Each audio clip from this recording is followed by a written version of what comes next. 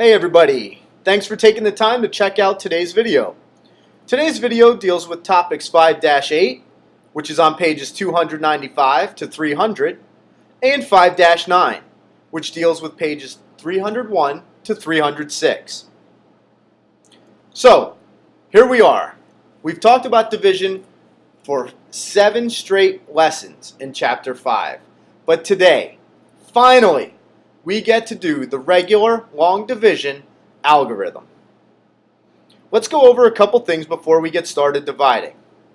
First, you can see I have 2 problems up front. Here's my bridge, my division symbol. Okay?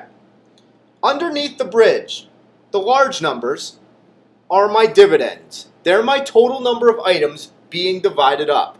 So for this problem, I have 477 total items, and I'm going to divide them into 3 different groups. Now, let's talk about the 3. The 3 on the outside is my divisor. In this case, it's going to be the total number of groups that I'm going to divide my items into.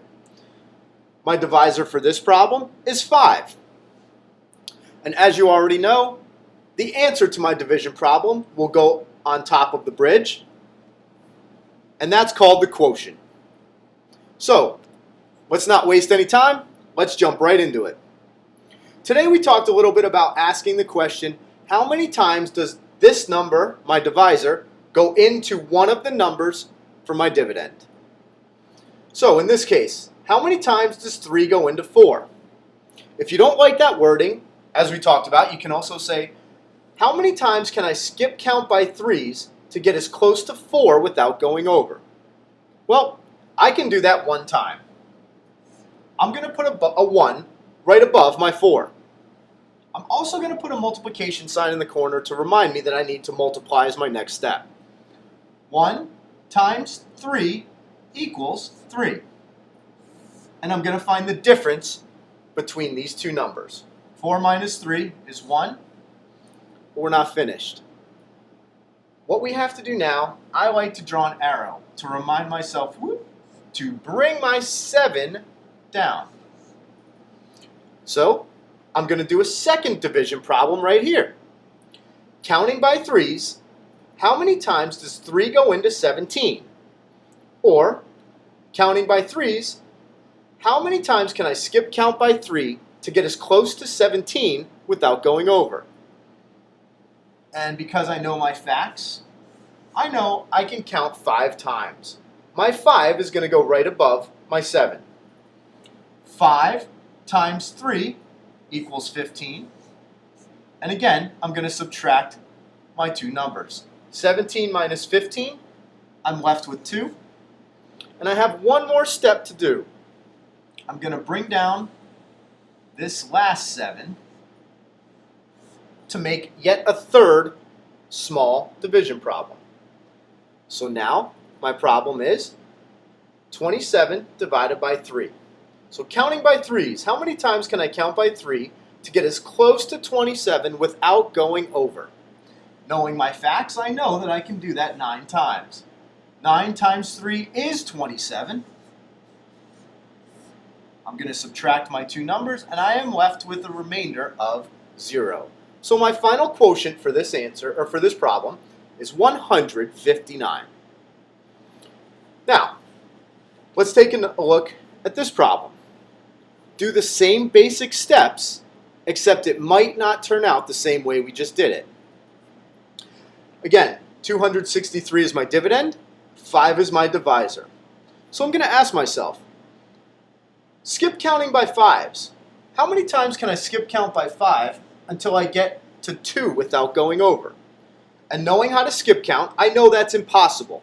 I can't ever skip count by 5s and not go over the number 2. So no, you don't just quit. You do have some work you still have to do here. What we do, we can buddy up the 2 to turn it into the number 26. Now I can definitely skip count by 5s. How many times does 5 go into 26? Or, counting by 5s, how many times can I count by 5s to get as close to 26 without going over? Knowing my facts, I know it's 5 times. So my 5, since I pulled my 6 into the buddy here, I'm going to put my 5 above the tens place here. Put my multiplication sign in the corner. 5 times 5 equals 25. I'm going to still find the difference between the two numbers. 26 minus 25, I'm left with 1, but I'm not finished. I still have my 3. So I'm going to draw an arrow to remember to bring down that 3. I have a second division problem I need to solve. So counting by 5s, how many times can I count by 5 to get as close to 13 without going over? 5, 10, that's it. So I'm going to put 2 times up top. 2 times 5 equals 10. Find the difference between the two numbers. 13 minus 10 is 3. Now, I have no other numbers in my dividend to divide by. In this case, when you have divided all of the numbers in the dividend, this is your remainder. So what we do, after your 52, I'm going to draw an arrow to remind myself. I'm going to put remainder 3 as part of my quotient.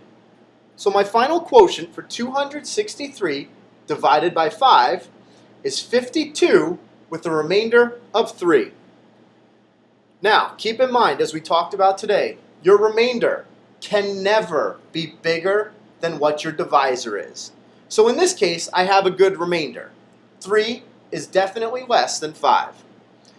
However, if my remainder was 8, I know I made a division error somewhere, okay? Because my remainder would be bigger than my divisor. I cannot have that.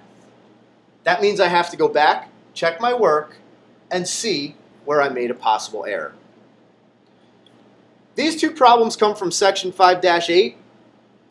5-9 is just a continuation of division.